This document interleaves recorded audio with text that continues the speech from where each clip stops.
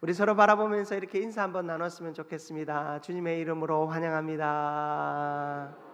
합니다. 한 번만 더 이렇게 인사 나눌까요? 하나님의 신실하심을 의지합시다. 아멘.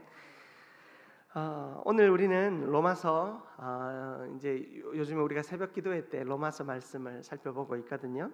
이어지는 말씀을 통해서 또 우리의 삶에 또 큰 도전을 얻고 또 새로운 우리 2025년의 9월 우리가 한 번 만나면 다시 만날 수 없는 날입니다. 또 이 한 달을 위해서 우리가 열심히 기도하고 또 행하실 일들을 바라볼 수 있는 또 우리 모두가 되기를 주님의 이름으로 축복합니다. 우리는 하나님의 신실하심을 의지합니다. 하나님이 신실하시기에 기도할 수 있고 하나님이 신실하시기에 신앙생활합니다.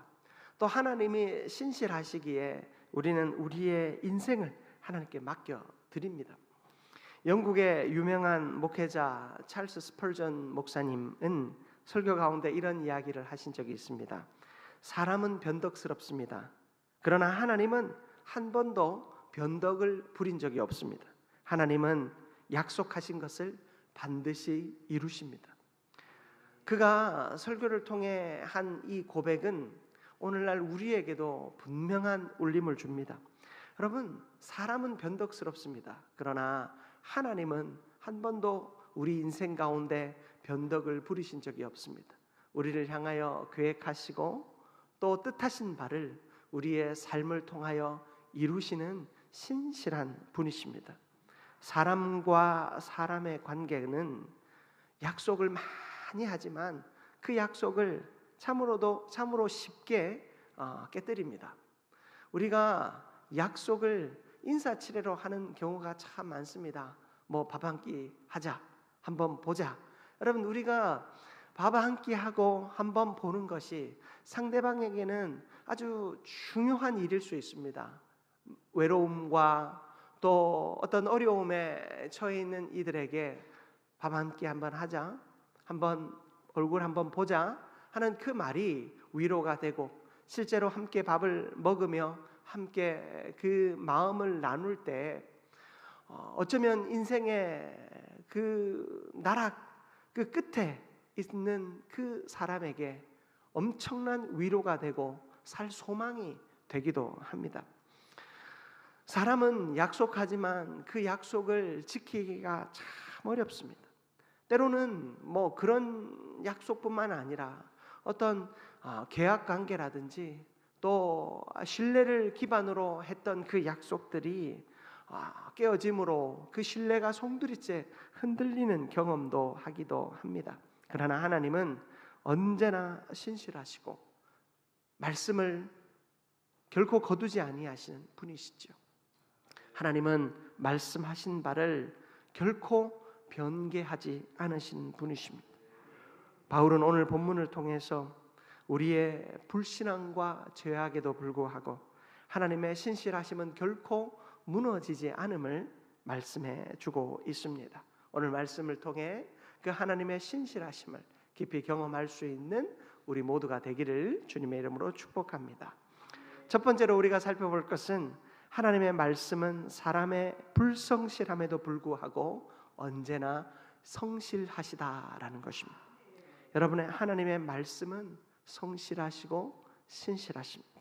무엇을 넘어섭니까? 우리의 불성실함과 우리의 불신실함을 넘어섭니다. 바울은 묻습니다. 여러분, 오늘 우리가 읽은 본문 2절 말씀, 1절과 2절 말씀을 보십시오. 유대인의 나음이 무엇이고 할례 유익이 무엇이냐? 유대인들은 어떤 마음이 있었냐면 선민의식, 하나님의 특별한 선택을 받았다라는 의식이 그들에게 있었어요. 세상의 모든 사람은 멸망해도 자기들은 멸망당하지 않는다 생각합니다. 왜냐하면 하나님이 나를 선택하셨기 때문이다.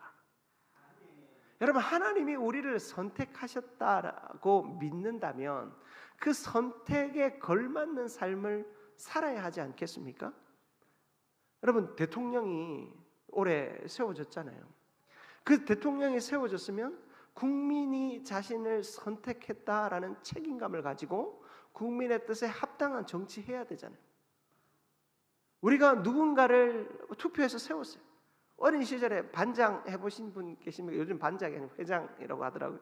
학급위 회장 해보신 분 있으십니까?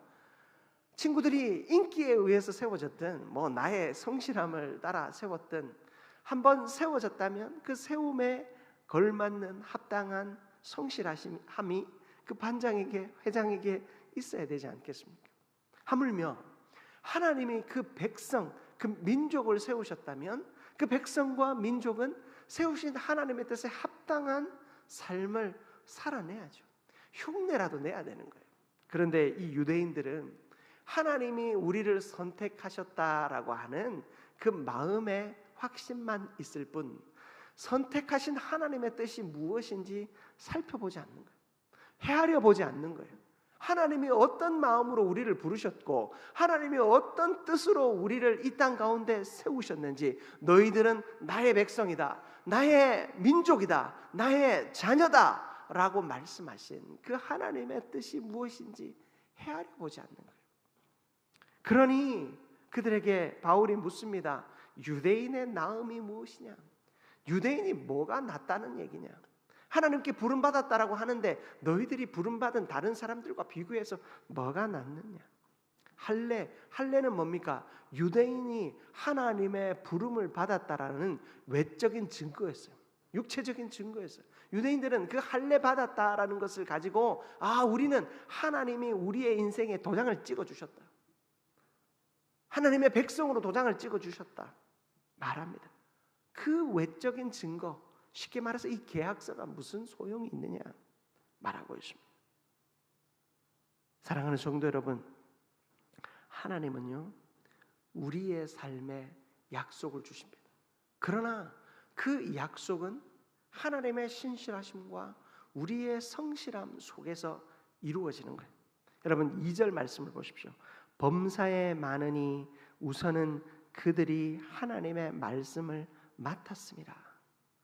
너희들은 유대인이라고 하고 할례 받았다라고 하면서 떵떵거리는데 너희들의 그 유대인됨과 할례 받음이 무슨 능력이 되고 증거가 되느냐?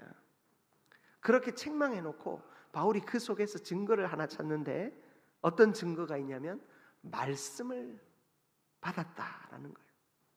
하나님의 말씀을 너희들이 맡았다라고 말합니다. 말씀을 맡았다는 건 뭐예요? 여러분, 누가 여러분에게 뭔가를 맡겨 주었다라는 것은 그것을 잘 지키는 거 아닐까요? 쉽게 말해서 여러분에게 누가 금덩이를 한 100돈을 줬다고 생각해 보십시다.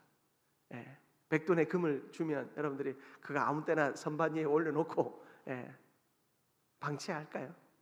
안 하잖아요. 누가 훔쳐갈까 봐 조심히 보관하지 않겠습니까?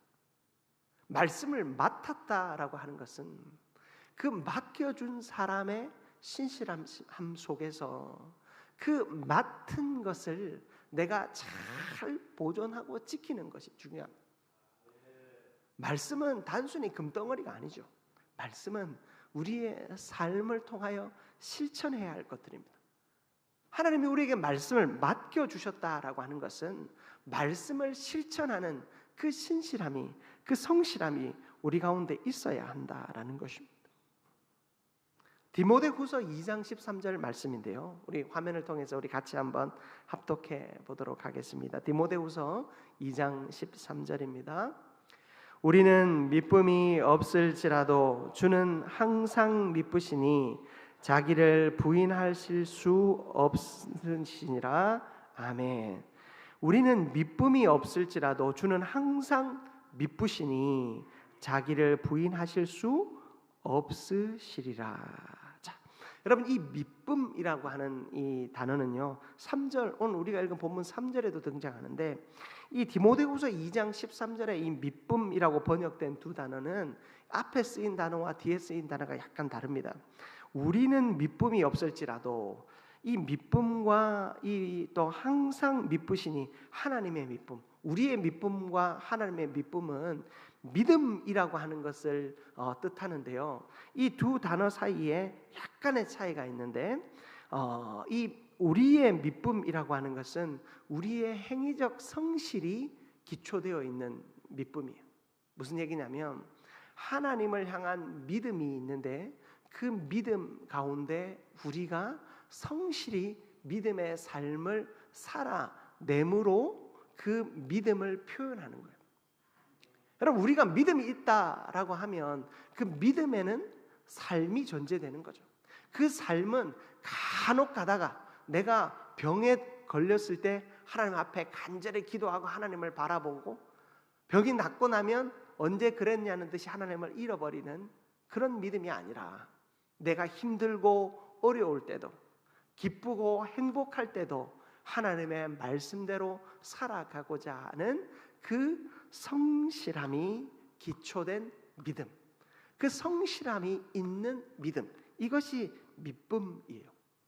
그리고 뒤에 나와 있는 이 믿음이라고 하는 것은 하나님의 신실하심이라고 하는 그 속성이 담겨 있는 믿음이에요.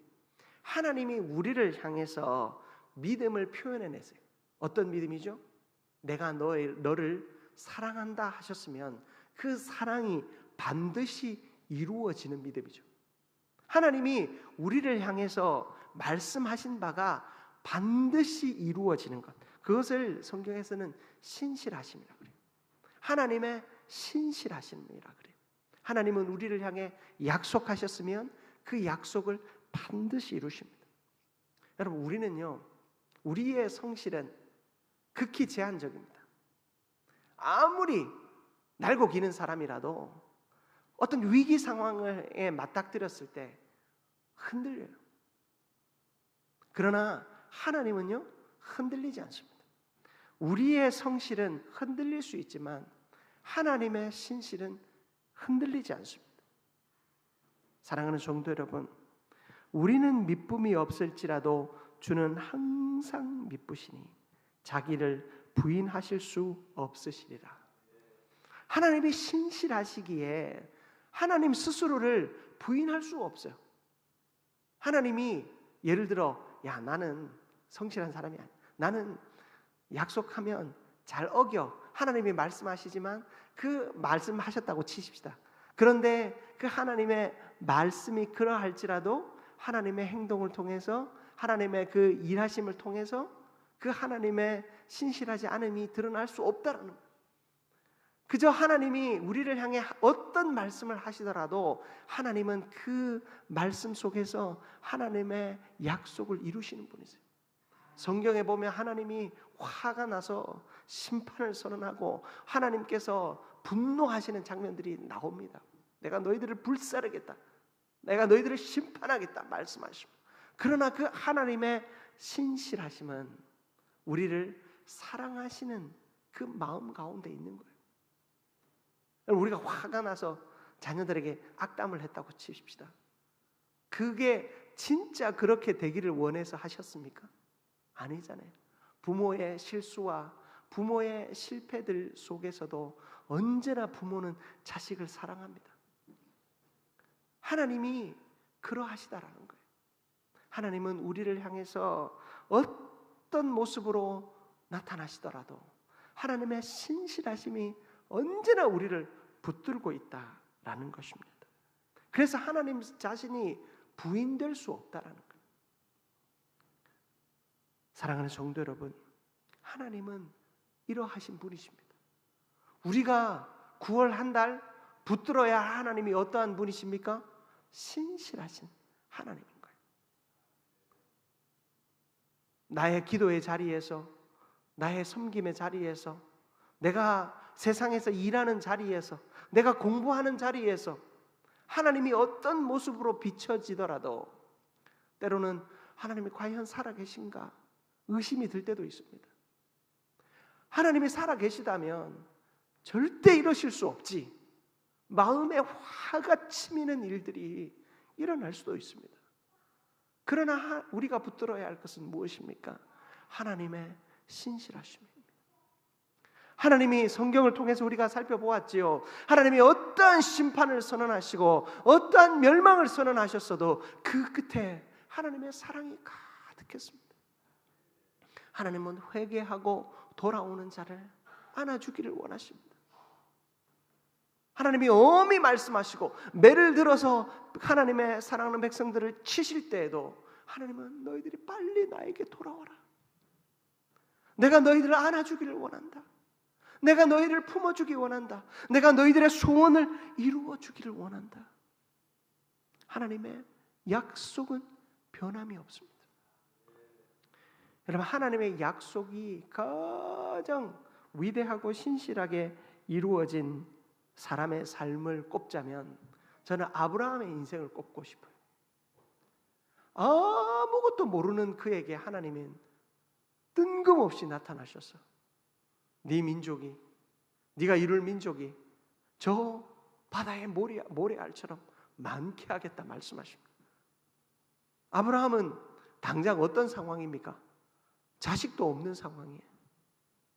여러분, 아브라함이 자식을 낳을 때가 몇 세였습니까? 100세였지 않습니까? 100세. 당장 나에게 자식도 하나 없는데 나를 통해서 저렇게 큰 민족을 이루겠다고 하시는데 참 황당했을 겁니다. 여러분, 아브라함은요, 그 인생에서 두 번의 큰 거짓말을 하는데 어떤 거짓말이냐면 그 아내를 누이라고 속이는 거짓말이에요. 창세기 12장과 창세기 20장에 소개되어지고 있는데 이 기근이 들어서 이렇게 이제 이동을 하다가 보니 그 자기의 아내가 너무 예쁜 거예요. 당시에 그 왕들은 예쁜 여자가 있으면 그냥 잘 뺏어갔나 봐요. 아브라함이 자신의 아내가 너무 예뻐서 그 자신의 아내를 데려가기 위해서 자기를 죽일까 봐 그게 겁이 나가지고 아내라고 말하지 못하고 누이라고 얘기한 거예요. 제 여동생입니다. 여러분, 그러면 당장은 어때요? 왕이 호의를 베풀 거 아니에요. 예쁜 여동생이 있으니 뭐 군대 다녀오신 분들 군대에서도 그런 일이 있다니. 여러분, 예쁜 여동생이 있으니 호의를 베풀 거 아니에요. 그래서 그때는 자신의 목숨을 지킬 수 있었어요. 근데 어떤 일이 일어납니까? 여동생 달라고 하는 겁니다. 내 아내인데 여동생이라고 말해 놓으니 달라고 하는 거 안 줄 수도 없잖아요. 두 번이나 하나님께서 강권적으로 개입하셔서 그 뺏길 뻔한 아내를 지켜주시죠. 하나님은 당장 임신할 수 없는 여자였어요. 당장 임신할 수 없고 아이도 낳을 수 없는 여자였지만 아브라함에게 주신 약속을 지키기 위해서. 어떤 약속이요? 너를 통해서 내가 이 민족을, 큰 민족을 이루겠다라고 하는 그 약속을 이루시기 위해서 그 여인을 지켜주셨다라는 거예요. 아브라함은 바로 그 하나님의 신실하심을 맛보았어요. 자기는 자기를 지키기 위해서 쉽게 거짓말했어요. 제 누이입니다. 제 여동생입니다. 그를 통해서 하나님께서 역사를 이루셔야 하는데 신뢰하지 못하니 제 여동생입니다. 다른 여자 붙여주셔서 민족을 이루실까? 뭐 그런 생각했는지 모르겠어요. 그러나 하나님은 신실하셔서 그 아브라함의 신실하지 못함, 아브라함의 성실하지 못함에도 불구하고 하나님은 그 사라의 태를 지켜주심으로 하나님의 신실하심을 이루셨습니다. 사랑하는 성도 여러분, 우리는 성실하지 못해서 그 하나님의 신실하심을 따라가지 못해서 하나님이 약속하시고 은혜를 주시겠다 말씀하셨음에도 불구하고 그 하나님의 약속을 따라 살아가지 못하는 거예요. 그 약속의 끄트머리에 그 낚싯줄처럼 걸려서 겨우겨우 아등바등 따라갈 수밖에 없는 것이 우리의 믿음의 자리입니다. 뭐 그런 우스갯소리가 있잖아요. 여러분, 비가 오지 않는 마을에 다 함께 모여서 목사님이 앞장서서 기도했다고 하지 않습니까? 하나님, 비를 내려주십시오. 이제 우리가 이 비를 주심을 믿고 우리가 함께 하나님의 그 허락하신 곳으로 나아가겠습니다. 다 같이 이제 기도하기 위해 모여요. 사람들이 오늘 기도하면 하나님이 일하신다 그랬는데 한 소년 하나만 우산을 들고 왔다는 거 아닙니까? 다 같이 모여서 기도하는데 한 아이는 하나님이 비 내리실 것을 믿고 돌아올 때 비 안 맞으려고 우산 가지고 왔는데 다른 사람은 아무도 우산도 안 들고 왔다잖아요. 그럼 우리의 믿음의 현실이 그 우화와 같지 않나 생각해 봅니다. 우리가 열심히 기도하지만 엎드리지만 하나님의 신실하심을 믿지 않으면 그것이 기도의 행위로 끝나버리는 거예요. 우리가 세 달 새임 새벽 기도회로 다 모였습니다. 그렇다면 우리가 기도할 때 그 기도 속에 하나님의 신실하심을 신뢰하는 믿음이, 그 성실함이 우리 가운데 드러날 수 있기를 축복합니다. 여러분, 하나님의 신실하심을 신뢰하십시다. 그저 형식적인 기도 아니라 어떤 내가 옛날에 정한수 떠놓고 간절히 기도하던 그런 행위적 믿음이 아니라 하나님의 신실하심을 믿는 간절한 기도가 우리 가운데 있기를 축복합니다. 우리가 아브라함이라면 아내를 누이라고 속일 것이 아니라 하나님의 신실하심을 믿고 내 아내입니다 라고 말할 수 있는 그가 되어야 되지 않겠습니까? 우리에게 그러한 믿음이 있기를 주님의 이름으로 축복합니다. 여기까지만 합시다.